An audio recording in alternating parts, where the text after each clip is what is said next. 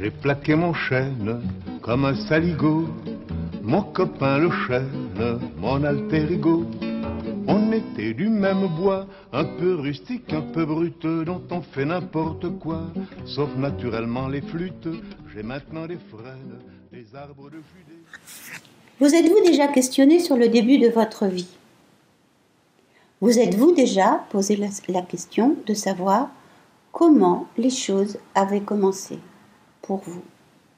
Vous êtes-vous déjà projeté dans cette nuit sacrée, cette nuit sexuelle, comme dit Pascal Quignard, celle du début, celle où vous étiez là et où vous n'étiez pas encore là, celle où nous étions là et où nous n'étions pas encore là. Ce moment où le spermatozoïde, incroyablement véloce et soutenu par ses confrères, a pénétré l'ovule. Ce moment magique, et que se passe-t-il juste après ce moment magique? Embryologiquement parlant, figurez-vous qu'il ne se passe rien. Rien. Rien pendant 24 heures. Est-ce que c'est possible ça? Rien pendant 24 heures. Peut-on imaginer qu'il ne se passe rien pendant 24 heures, ce temps tellement long sur 9 mois de vie intra-utérine? Il se passe donc sûrement quelque chose que nous n'avons pas encore pu analyser, mais moi je crois qu'ils font connaissance. Il faut bien ce temps-là pour que le masculin rencontre le féminin et que le féminin accueille réellement le masculin.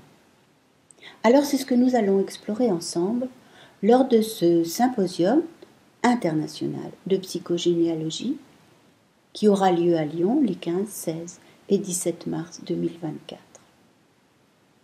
Et de nombreux conférenciers, tous plus talentueux les uns que les autres, vont venir apporter des réponses à vos questions concernant ce début de la vie, puisque le thème que nous avons choisi est celui de l'enfance, fondement d'une vie. Et nous répondrons à cette interrogation du sens de cette vie. Embryologiquement parlant, le sacré s'inscrit dans nos cellules dès la toute première division. Et puis, pendant tout ce temps, des 7 premiers jours et des 15 premiers jours de la vie embryonnaire, le sacré est présent en permanence.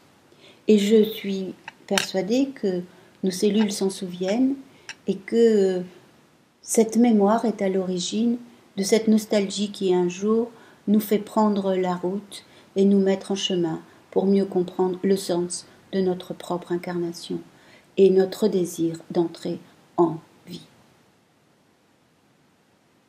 Et nous explorerons ça.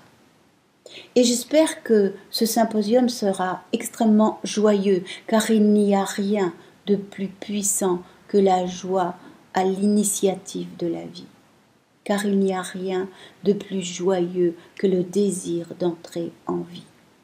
Et c'est là que tous nous allons nous retrouver, à ce point de conjonction du désir de la vie en ce symposium au mois de mars 2024.